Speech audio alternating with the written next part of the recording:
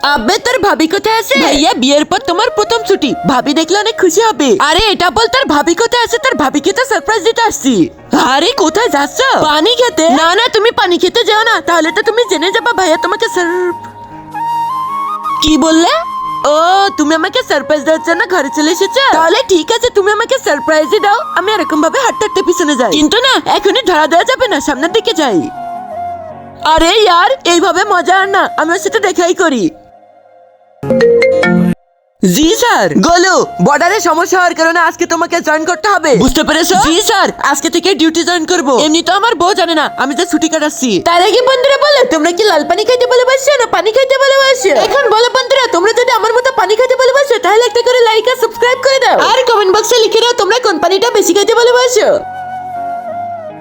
যদি এখন আমি ওর সাথে দেখা করি তাহলে আজ যেতে পারবে না।